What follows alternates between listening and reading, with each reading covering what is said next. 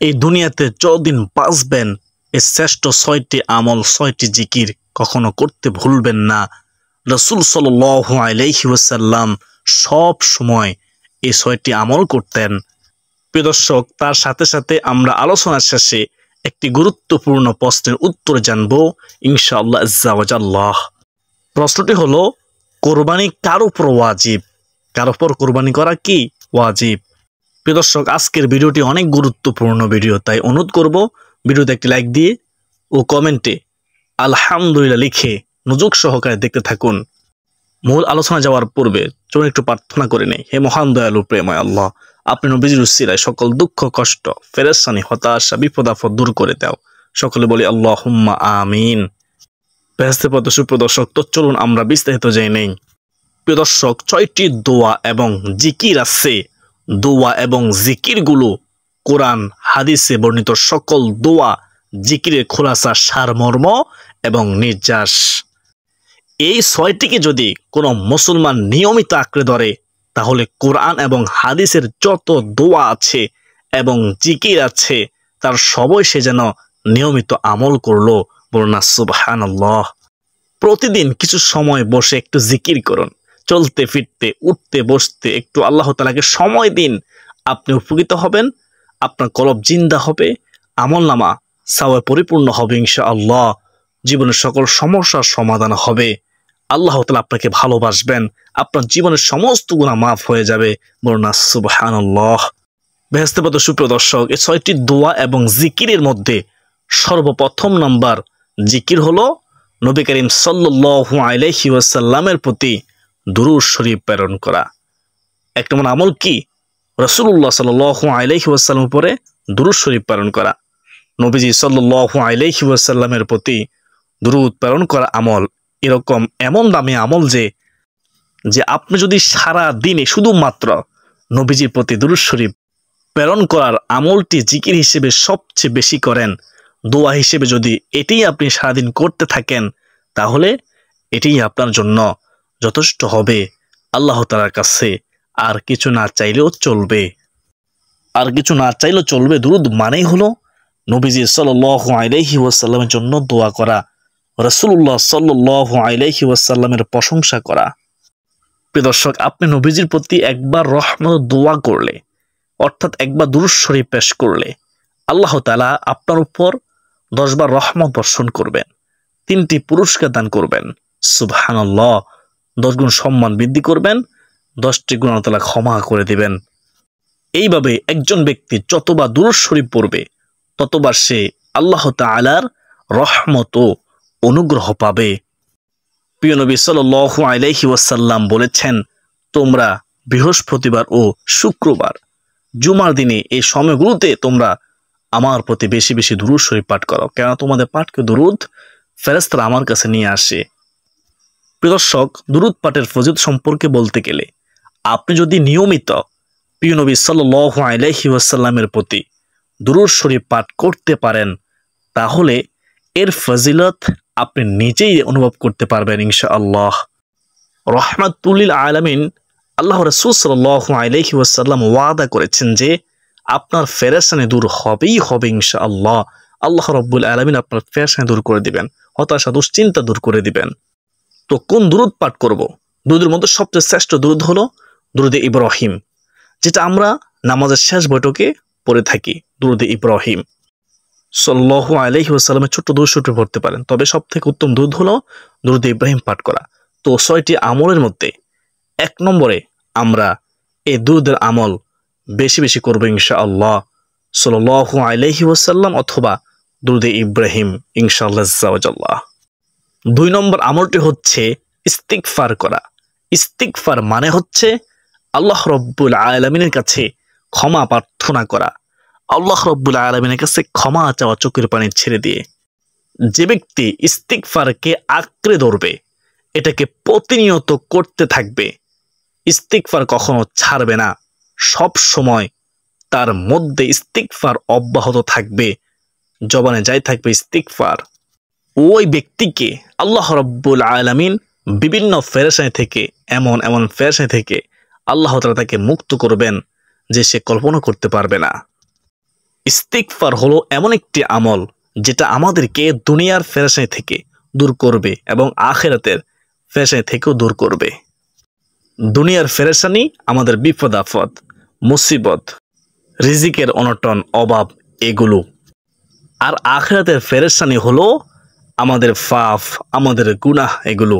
এই দুই ধরনের পেরেশানি থেকে আল্লাহ তাআলা আমাদেরকে মুক্ত করবেন ইনশাআল্লাহ আল্লাহ। প্রিয় দর্শক, ইস্তিগফারের যে কত ফজিলত তা এরকমের 10টি ভিডিও বানালেও তার ফজিলত বলে শেষ করা যাবে না, অসংখ্য ফজিলত।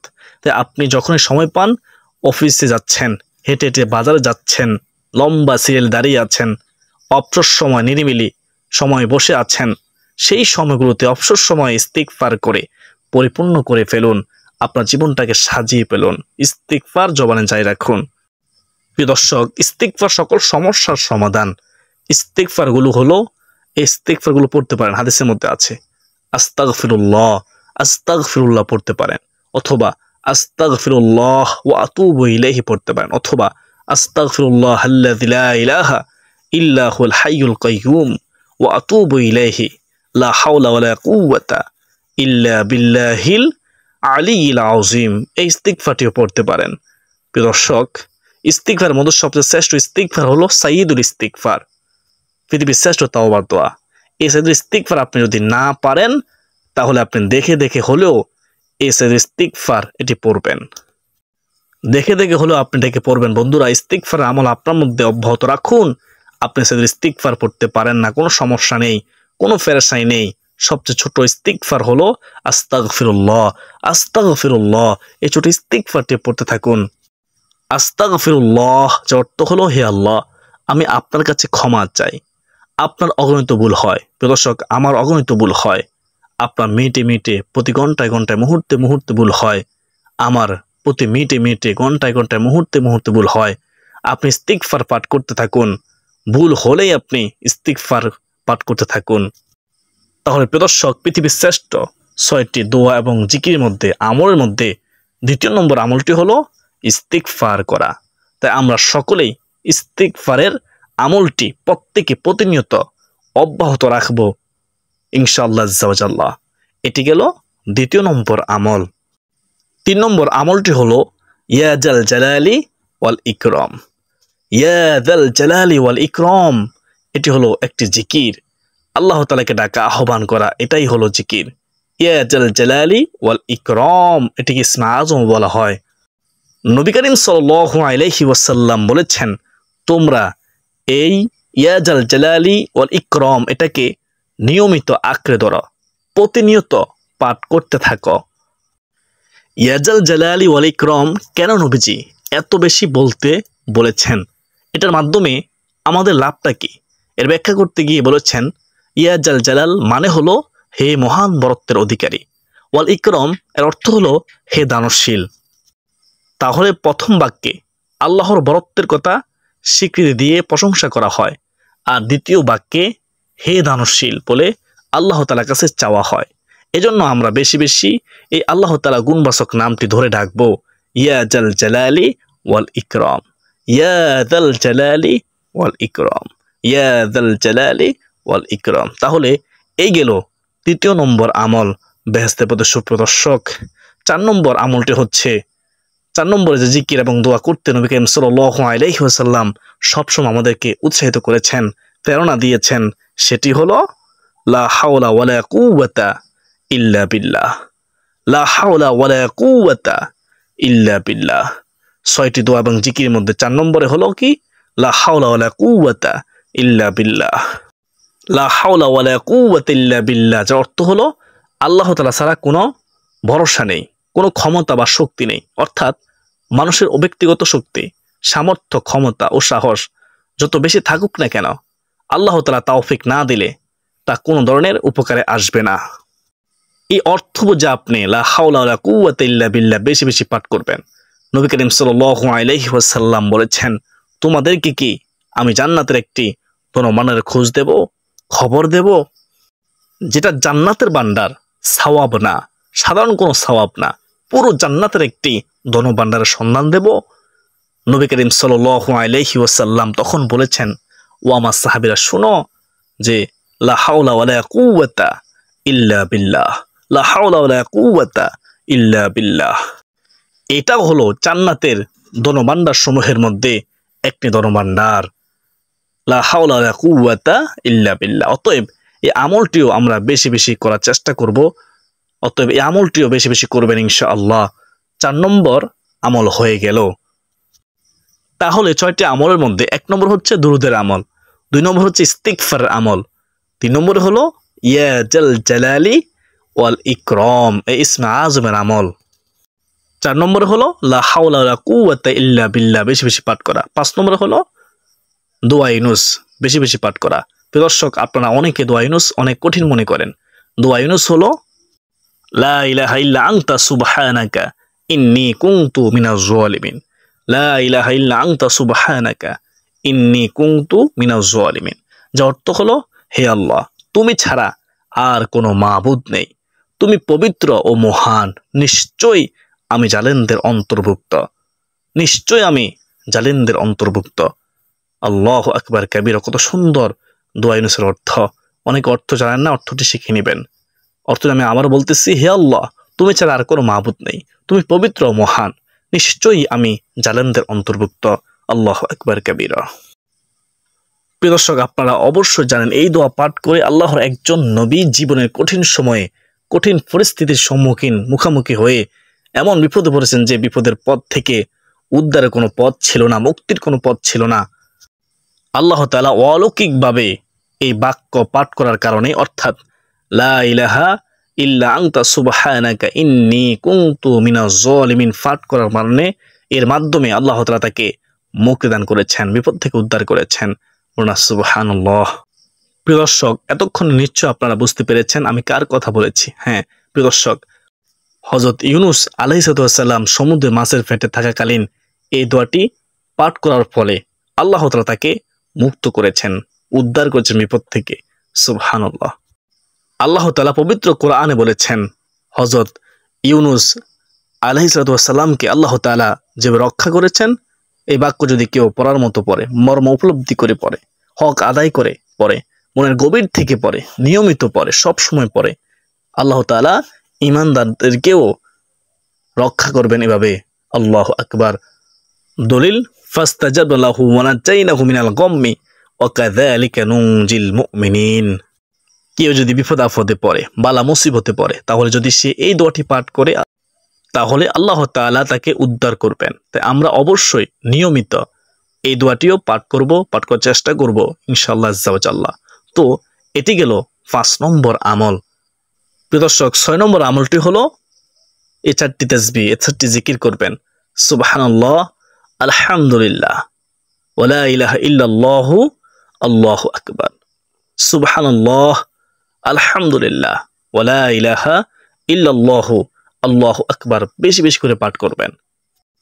এই বাক্যগুলো নবী করিম সাল্লাল্লাহু আলাইহি ওয়াসাল্লাম সারাদিন পড়তেন। এই শ্রেষ্ঠ 4টি জিকির ফজিলতের কথা যদি আমি আপনাদেরকে বলি, তাহলে সারাদিন রাত বিরতি বলে শেষ করা যাবে না। অত্যন্ত দামি জিকির 4টি জিকির। এই 4টি জিকিরের যে ফজিলত কত বেশি তা আপনারা কল্পনা করতে পারবেন না। এই 4টি জিকির করে জীবনের সমস্ত গুনাহ মাফ হয়ে যায়, সকল সমস্যার সমাধান হয়, আল্লাহ খুশি হয়, আল্লাহ রাসূল সাল্লাল্লাহু আলাইহি ওয়াসাল্লাম খুশি হয়। দুনিয়া তো শান্তি হবে না, আখিরাতেও শান্তি পাবেন। আসমান জমিনের মধ্যবর্তী খালি জায়গা নেক দ্বারা পরিপূর্ণ করে দেন মহান আল্লাহ তাআলা এই 4টি জিকির করলে। সুবহানাল্লাহ। তো প্রিয় দর্শক, এই 4টি জিকিরের অর্থ সম্পর্কে আমাদের এই চ্যানেলে অনেক ভিডিও আছে, আপনি চাইলে দেখে নিতে পারেন। তো এইগুলো 6 নম্বর আমল।